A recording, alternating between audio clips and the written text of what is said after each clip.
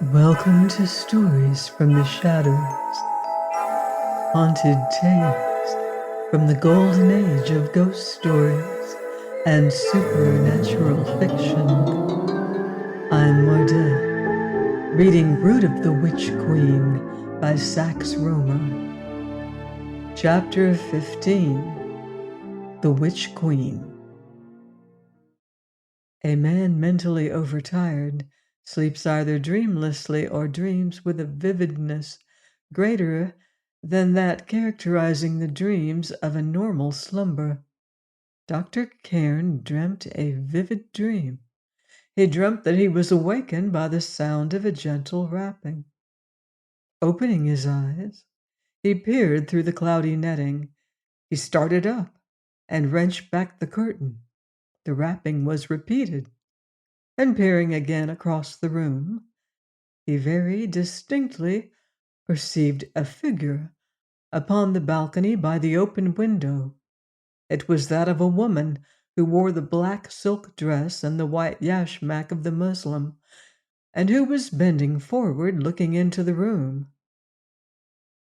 "Who is there?" he called. "What do you want?" "Shh."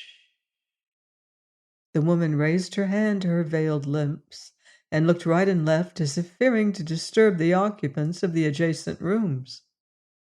Dr. Cairn reached out for his dressing gown, which lay upon the chair beside the bed, threw it over his shoulders, and stepped out upon the floor. He stooped and put on his slippers, never taking his eyes from the figure at the window. The room was flooded with moonlight. He began to walk towards the balcony when the mysterious visitor spoke. "You are Dr. Cairn." The words were spoken in the language of dreams, that is to say, although he understood them perfectly, he knew that they had not been uttered in the English language, nor in any language known to him. Yet, as is the way with one who dreams, he had understood. "I am he said. "Who are you?" "Make no noise, but follow me quickly. Someone is very ill." There was sincerity in the appeal, spoken in the softest, most silvern tone which he had ever heard. He stood beside the veiled woman and met the glance of her dark eyes with a consciousness of some magnetic force in the glance, which seemed to set his nerves quivering. "Why do you come to the window? How do you know?" The visitor raised her hand again to her lips. It was of a gleaming ivory color. The long, tapered fingers were laden with singular jewelry, exquisite enamel work, which he knew to be ancient Egyptian, but which did not seem out of place in this dream adventure. "I was afraid to make any unnecessary disturbance," she replied. "Please, do not delay, but come at once." Dr. Cairn adjusted his dressing gown and followed the veiled messenger along the balcony. For a dream city, Port Said appeared remarkably substantial as it spread out at his feet, its dingy buildings whitened by the moonlight. But his progress was dreamlike, for he seemed to glide past many windows, around the corner of the building, and without having consciously exerted any physical effort, found his hands grasped by warm, jeweled fingers, found himself guided into some darkened room, and then, possessed by that doubting which sometimes comes in dreams, found himself hesitating. The moonlight did not penetrate to the apartment in which he stood, and the darkness about him was impenetrable. But the clinging fingers did not release their hold, and vaguely aware that he was acting in a manner which might be readily misconstrued, he nevertheless allowed his unseen guide to lead him forward. Stairs were descended in phantom silence, many stairs. The coolness of the air suggested that they were outside the hotel. But the darkness remained complete. Along what seemed to be a stone-paved passage, they advanced mysteriously, and by this time Dr. Cairn was wholly resigned to the strangeness of his dream. Then, although the place lay in blackest shadow, he saw that they were in the open air, for the starry night swept above them. It was a narrow street. At points the buildings almost met above, wherein he now found himself. In reality, had he been in possession of his usual faculties awake, he would have asked himself how this veiled woman had gained admittance to the hotel, and why she had secretly let him out from it. But the dreamer's mental lethargy possessed him, and with the blind faith of a child he followed on, until he now began vaguely to consider the personality of his guide. She seemed to be of no more than average height, but she carried herself with unusual grace, and her progress was marked by a certain hauteur. At the point where a narrow lane crossed that which they were traversing, the veiled figure was silhouetted for a moment against the light of the moon, and through the gauze-like fabric he perceived the outlines of a perfect shape. His vague wonderment concerned itself now with the ivory, jewel-laden hands. His condition differed from the normal dream state in that he was not entirely resigned to the anomalous. Misty doubts were forming when his dream guide paused before a heavy door of a typical native house, which once had been of some consequence, and which faced the entrance to a mosque. Indeed, lay in the shadow of the minaret. It was open from within, although she gave no perceptible signal, and its darkness, to Dr. Cairn's dulled perceptions, seemed to swallow them both up. He had an impression of a trap raised, of stone steps descended, of a new darkness, almost palpable. The gloom of the place affected him as a mental blank, and when a bright light shone out, it seemed to mark the opening of a second dream phase. From where the light came, he knew not, cared not, but it illuminated a perfectly bare room with a floor of native mud bricks, a plastered wall, and wood-beam ceiling. A tall sarcophagus stood upright against the wall before him. Its lid leant close beside it, and his black-robed guide, her luminous eyes looking straightly over the yashmak, stood rigidly upright within it.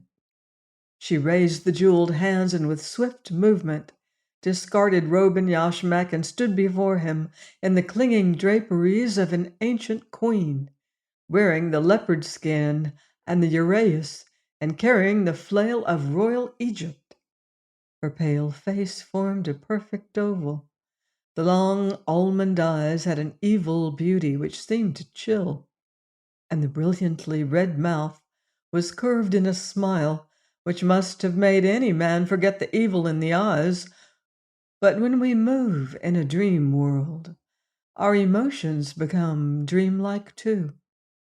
She placed a sandaled foot upon the mud floor and stepped out of the sarcophagus, advancing towards Dr. Cairn, a vision of such sinful loveliness as he could never have conceived in his waking moments. In that strange dream language, in a tongue not of east nor west, she spoke, and her silvern voice had something of the tone of those Egyptian pipes whose dree fills the nights upon the upper Nile, the seductive music of remote and splendid wickedness. "You know me now?" she whispered. And in his dream she seemed to be a familiar figure, at once dreadful and worshipful. A fitful light played through the darkness and seemed to dance upon a curtain draped behind the sarcophagus, picking out its diamond points. The dreamer groped in the mental chaos of his mind and found a clue to the meaning of this. The diamond points were the eyes of thousands of tarantulous spiders with which the curtain was embroidered. The sign of the spider. What did he know of it? Yes, of course, it was the secret mark of Egypt's witch queen, of the beautiful woman whose name, after her mysterious death, had been erased from all her monuments. A sweet whisper stole to his ears. You will befriend him. Befriend my son for my sake. And in his dream state, he found himself prepared to forswear all that he held holy for her sake. She grasped both his hands, and her burning eyes looked closely into his.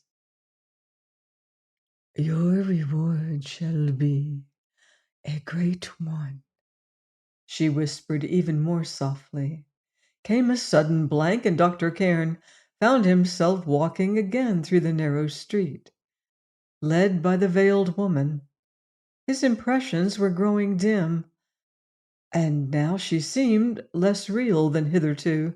The streets were phantom streets, built of shadow stuff, and the stairs which presently he found himself ascending were unsubstantial, and he seemed rather to float upward, until, with the jeweled fingers held fast in his own, he stood in a darkened apartment and saw before him an open window, knew that he was once more back in the hotel. A dim light dawned in the blackness of the room, and the musical voice breathed in his ear. Your reward shall be easily earned. I did but test you. Strike, and strike truly. The whisper grew sibilant, serpentine. Dr. Cairn felt the hilt of a dagger thrust into his right hand, and in the dimly mysterious light looked down at one who lay in bed close beside him. At sight of the face of the sleeper, the perfectly chiseled face, the long black lashes resting on the ivory cheeks, he forgot all else, forgot the place wherein he stood, forgot his beautiful guide, and only remembered that he held a dagger in his hand and that Antony Ferrara lay there sleeping. Strike, came the whisper again. Dr. Cairn felt a mad exultation boiling up within him. He raised his hand, glanced once more on the face of the sleeper, and nerved himself to plunge the dagger into the heart of this evil thing. A second more, and the dagger would have been buried to the hilt in the sleeper's breast, when there ensued a deafening and appalling explosion. A wild red light illuminated the room. The building seemed to rock. Close upon that frightful sound followed a cry so piercing that it seemed to ice the blood in Dr. Cairn's veins. Stop, sir, stop! My God, what are you doing? A swift blow struck the dagger from his hand, and the figure on the bed sprang upright. Swaying dizzily, Dr. Cairn stood there in the darkness, as the voice of awakened sleepers reached his ears from adjoining rooms. The electric light was switched on, and across the bed upon which he had thought Antony Ferrara lay, he saw his son, Robert Cairn. No one else was in the room, but on the carpet at his feet lay an ancient dagger, the hilt covered with beautiful and intricate gold and enamel work. Rigid with mutual horror, these two, so strangely met, stood staring at one another across the room. Everyone in the hotel, it would appear, had been awakened by the explosion, which, as if by the intervention of God, had stayed the hand of Dr. Cairn, had spared him from a deed impossible to contemplate. There were sounds of running footsteps everywhere, but the origin of the disturbance at that moment had no interest for these two.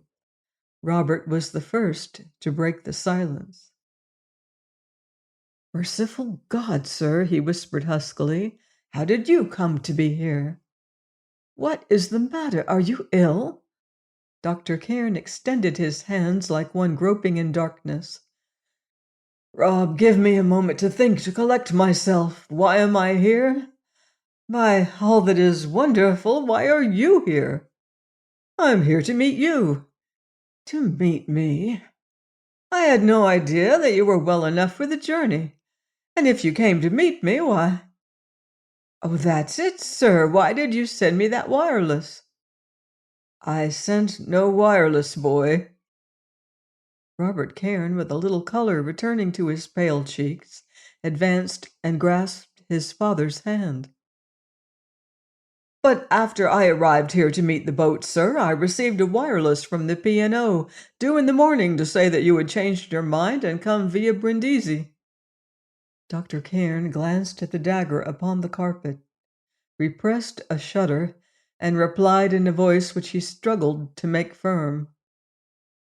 "I did not send that wireless." "Then you actually came by the boat which arrived last night? And to think I was asleep in the same hotel! What an amazing indeed, Rob, and the result of a cunning and well-planned scheme." He raised his eyes, looking fixedly at his son. "You understand the scheme that could only have germinated in one mind. A scheme to cause me, your father, to—" His voice failed, and again his glance sought the weapon which lay so close to his feet. Partly in order to hide his emotion, he stooped, picked up the dagger, and threw it on the bed.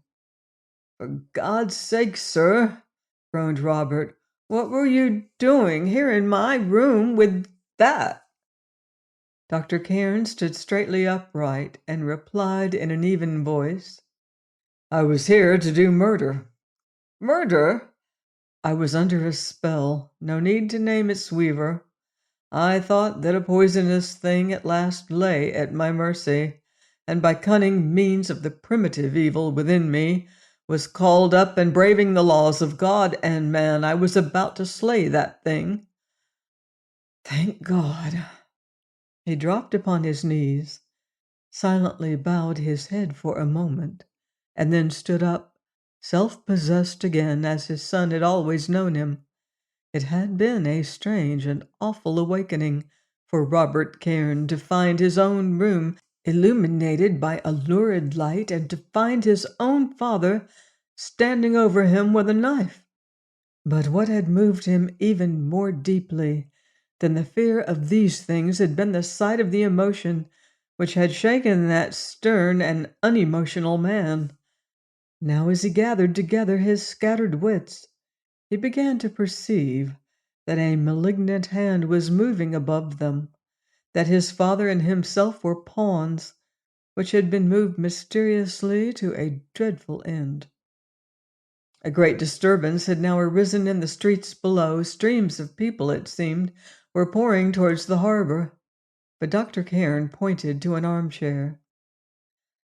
"Sit down, Rob," he said. "I will tell my story, and you shall tell yours. By comparing notes we can arrive at some conclusion, then we must act. This is a fight to the finish, and I begin to doubt if we are strong enough to win." He took up the dagger and ran a critical glance over it, from the keen point to the enameled hilt. "This is unique," he muttered, whilst his son spellbound watched him. "The blade is as keen as if tempered but yesterday. Yet it was made full 5,000 years ago, as the workmanship of the hilt testifies. Rob, we deal with powers more than human. We have to cope with a force which might have awed the greatest masters which the world has known. It would have called for all the knowledge and all the power of Apollonius of Tyana to have dealt with him." "Antony Ferrara?" "Undoubtedly, Rob. It was by the agency of Antony Ferrara that the wireless message was sent to you from the P&O. It was by the agency of Anthony Ferreira that I dreamt a dream tonight. In fact, it was no true dream. I was under the influence of, what shall I term it? Hypnotic suggestion. To what extent that malign will was responsible for you and I being placed in rooms communicating by means of a balcony, we probably shall never know. But if this proximity was merely accidental, the enemy did not fail to take advantage of the coincidence. I lay watching the stars before I slept, and one of them seemed to grow larger as I watched. He began to pace about the room in growing excitement. Rob, I cannot doubt that a mirror or a crystal was actually suspended before my eyes by someone who had been watching for the opportunity. I yielded myself to the soothing influence and thus deliberately, placed myself in the power of Anthony Ferreira. You think that he is here in this hotel? I cannot doubt that he is in the neighborhood. The influence was too strong to have emanated from a mind at a great distance removed. I will tell you exactly what I dreamt. He dropped into a cane armchair. Comparative quiet reigned again in the streets below, but a distant clamor told of some untoward happening at the harbor. Dawn would break ere long, and there was a curious rawness in the atmosphere. Robert Cairn seated himself upon the side of the bed and watched his father, whilst the latter related those happenings with which we are already acquainted. You think, sir, said Robert at the conclusion of the strange story, that no part of your experience was real? Dr. Cairn held up the antique dagger, glancing at the speaker significantly. On the contrary, he replied, I do know that part of it was dreadfully real.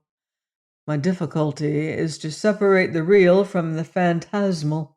Silence fell for a moment, then, It is almost certain, said the younger man, frowning thoughtfully, that you did not actually leave the hotel, but merely passed from your room to mine by way of the balcony.